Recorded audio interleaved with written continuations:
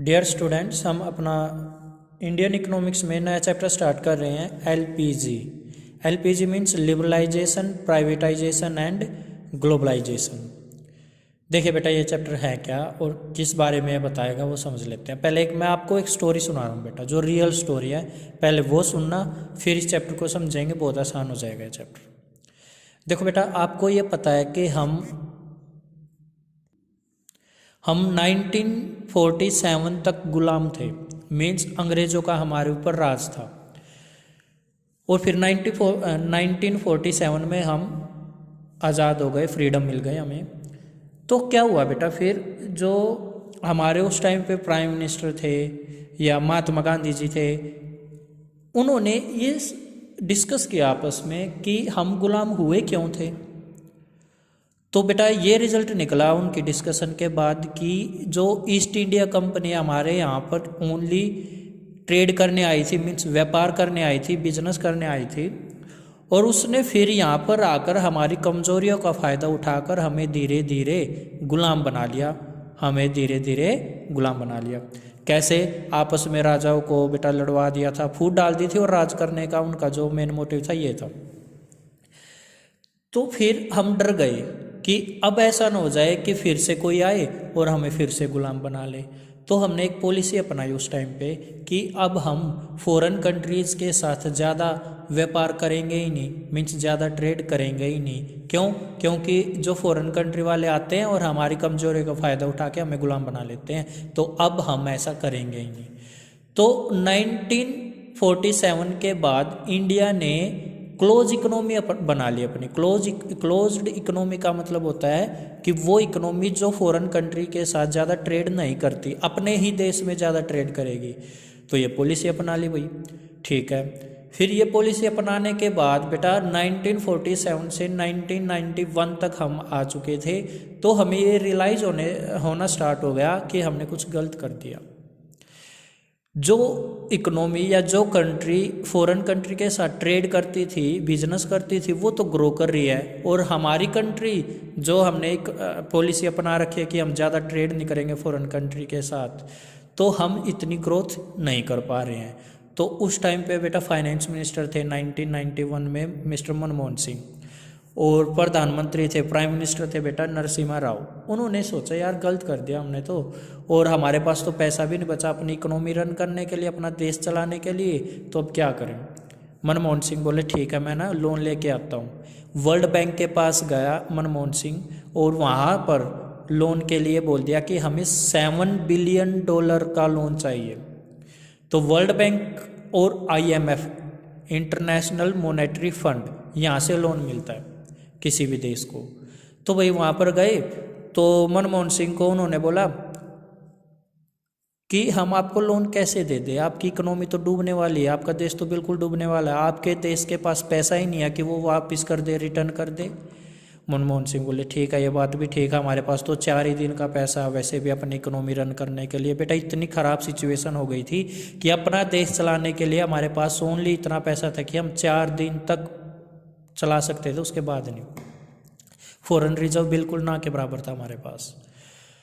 तो world bank बोलता है मनमोहन सिंह को ठीक है, हम आपको लोन दे देंगे, बट आपने कुछ पॉलिसीज अब अडोप्ट कर रखी हैं कि आपने ज़्यादा कंट्रोल दे रखा है पब्लिक सेक्टर को, प्राइवेट सेक्टर को आपने ज़्यादा कंट्रोल नहीं दे रखा। तो एक तो ये रेस्ट्रिक्शन हटाओ, प्राइवेट सेक्टर को भी अब कंट्रोल दे दो, वो भी अपना बिजनेस स्टार्ट कर सकते हैं। मनमोहन सिंह बोला ठीक है, मान लेते हैं। ऐसा क्यों बोला बेटा उसने? क्योंकि बेटा प्राइवेट सेक्टर में ज़्यादा प्रॉफिट होता है, प्रॉफिट के लिए काम करता है प्राइवेट सेक्टर। तो उस जो वो था वर्ल्ड बैंक था, उसने सोचा कि अगर प्राइवेट सेक्टर इनके देश में काम करेंगे, वो प्रॉफिट कमाएंगे, तो देश की इनकम होगी, तभी तो वो हमारा लोन वापस कर पाएंगे, अदरवाइज नहीं कर पाएंगे, क्योंकि पब्लिक सेक्टर ज़्यादा काम करती है अभी इनके देश में, और पब्लिक सेक्टर ज़्यादा प्रॉफिट कमाती नहीं है। ठीक है, तो मनमोहन सिंह को ये बात समझ में आई, ये बात तो मान गए। फिर उन्होंने बोला कि भाई देखो, आपने एक काम और कर रखा है कि आप फॉरेन कंट्री वालों को अपने देश में नहीं आने देते, कोई कंपनी नहीं आने देते, आती भी है तो बहुत सारी फॉर्मेलिटीज़ करनी पड़ती है, एक वो हटाओ। और फिर समझाया मनमोहन सिंह को कि अगर आप अलाउड करोगे फॉरेन कंपनीज़ को अपने देश में आने के लिए, तो फॉरेन कंपनी टैक्स भी तो देगी आपको, और टैक्स देगी तो आपको इनकम होगी, और इनकम होगी तो आप हमारा लोन वापस भी दे सकते हो। तो मनमोहन सिंह को यह बात भी समझ में आई, तो उसने अलाउड कर दिया कि ठीक है भाई, विदेशी कंपनी हमारे देश में आके बिजनेस कर सकती है। ठीक है, और सुनो भाई, ये बोला यार ये प्राइवेट सेक्टर को ही ज़्यादा आपने ना ज़्यादा काम पब्लिक सेक्टर के अंडर रखा हुआ है। जो मेन बिजनेस आपके वो सारे पब्लिक सेक्टर के अंडर है, प्राइवेट सेक्टर के अंडर कुछ नहीं है। तो एक काम करो, role of public sector reduce कर दो और role of private sector increase कर दो। मीन्स अब मेनली काम किससे कराओ, प्राइवेट सेक्टर से। तो मनमोहन सिंह ने ये बात भी मान ली। क्लियर है ये बात? तो बेटा पता लगा। फिर ये जो तीन बातें मानी है मनमोहन सिंह ने, एक्चुअल में ये LPG है, लिबरलाइजेशन, ग्लोबलाइजेशन एंड प्राइवेटाइजेशन। सबसे पहले प्राइवेटाइजेशन सुनो। प्राइवेटाइजेशन में ये होता है पब्लिक सेक्टर का रोल घटा के प्राइवेट सेक्टर का रोल बढ़ा दे। मीन्स प्राइवेट सेक्टर काम करेंगे। आजकल देख लो बेटा, प्राइवेट स्कूल बहुत है, प्राइवेट कंपनीज बहुत है, ये इसीलिए है। पहले केवल पब्लिक या सरकारी चीज़ें होती थी, बट अब प्राइवेट ज़्यादा होती है 1991 के बाद। अच्छा, फिर एक ये बात बोली थी कि भाई आप ट्रेड नहीं करते, फॉरेन कंट्रीज के साथ ट्रेड किया करो। मनमोहन सिंह ने ये बात भी मान ली। इसको बोलते हैं ग्लोबलाइजेशन। और लिबरलाइजेशन, बहुत सारी फॉर्मेलिटीज़ वगैरह पूरी करनी है, उनके लिए लिबरल हो जाओ, फ्रेंडली हो जाओ, वो हटाना लिबरलाइजेशन। तो ये लिबरलाइजेशन, प्राइवेटाइजेशन, ग्लोबलाइजेशन क्यों आया अपने देश में, आपको आइडिया हो चुका होगा। चलिए अब पढ़ते हैं। अच्छा भाई, जब हम आज़ाद हुए मेन रोल किसको दिया था, प्राइवेट सेक्टर को या पब्लिक को? पब्लिक को दिया था। हालांकि प्राइवेट सेक्टर काम करता था, बट बेटा वो दिखाने के लिए मेनली काम तो जो मेन कंपनीज थी वो पब्लिक सेक्टर के अंडर आती थी। वैसे ये बोला जाता है जब हम आज़ाद हुए तो हमने मिक्स इकोनॉमी, मीन्स यहाँ पर प्राइवेट प्लस पब्लिक सेक्टर दोनों मिलकर काम करते हैं, बट मेन कंट्रोल किसके अंडर था, पब्लिक सेक्टर के अंदर अडोप्ट की थी। ठीक है, देखो एक बार, since independence India followed the mix economy. आज़ादी के टाइम से भारत कौन सा फॉलो कर रहा है economic system, mix economy system. But in reality public sector dominate the control and regulation of our economy. But public sector ही असली में डोमिनेट करती है कंट्रोल एंड रेगुलेशन हमारी इकोनॉमी की। आगे है रीज़न क्या है भाई इकोनॉमिक रिफॉर्म्स के, कि हमें क्यों नीड पड़ी LPG की। रीज़न दो, हमें लिबरलाइजेशन, प्राइवेटाइजेशन, ग्लोबलाइजेशन लाने की नीड क्यों पड़ी। हमने तो ये अडॉप्ट किया था कि हम विदेशों से कोई ज़्यादा व्यापार नहीं करेंगे, बट ऐसा क्यों हुआ कि अब हम व्यापार करते हैं विदेशी कंपनियों के साथ।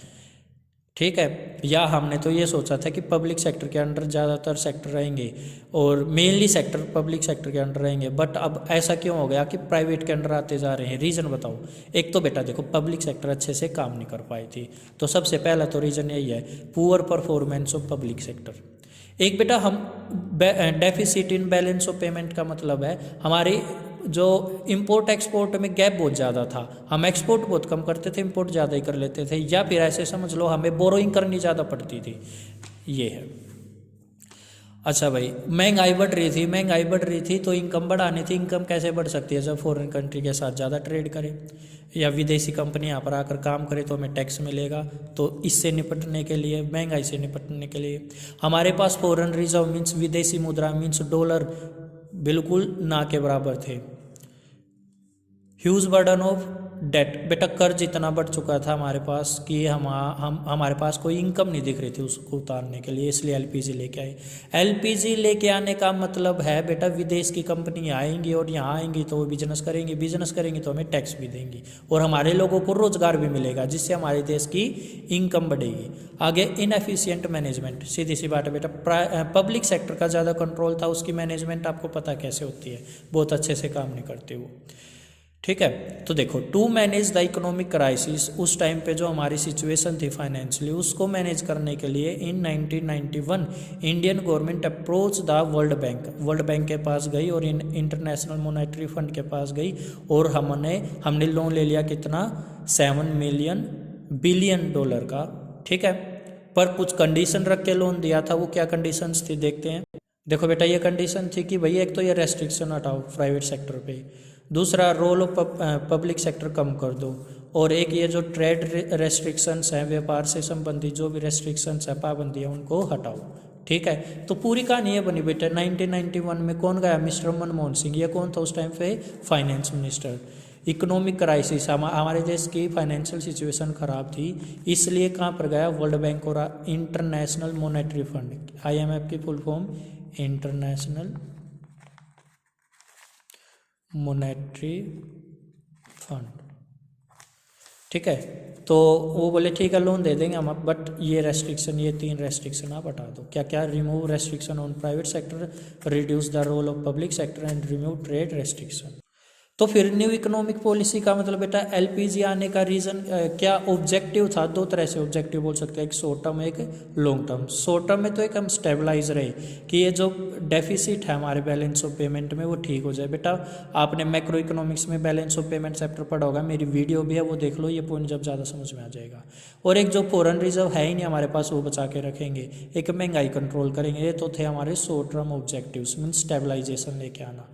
फिर है long term objective, structural reforms करने थे, जैसे कि एफिशिएंसी बढ़ानी। प्राइवेट सेक्टर तो एफिशिएंटली काम करेगा, बट पब्लिक सेक्टर एफिशिएंटली काम नहीं कर पाता था। और एक है इंक्रीज इंटरनेशनल कंपटीशन। बेटा देखो जब अपने देश में हम अलाउड कर देंगे फॉरेन कंपनीज आने के लिए, फॉरेन कंट्री से कंपनी आ सकती हैं, तो हमारे देश भी प्रोडक्ट बनाएंगे और विदेशी कंपनियां भी बनाएंगी प्रोडक्ट, तो क्या कंपटीशन नहीं बढ़ जाएगा? और कंपटीशन बढ़ता है तो हर कंपनी ये सोचती है हम जितनी बेटर क्वालिटी प्रोवाइड करेंगे कस्टमर को उतना ही हमारा प्रोडक्ट अच्छा बिकेगा। तो एक ये लॉन्ग टर्म ऑब्जेक्टिव था न्यू इकोनॉमिक पॉलिसी का। ठीक है, इसको क्या बोलते हैं? न्यू इकोनॉमिक पॉलिसी को 1991 में आई थी, जो LPG, liberalisation, privatisation and globalisation. चलिए बेटा नेक्स्ट वीडियो में नेक्स्ट टॉपिक करेंगे। Thank you.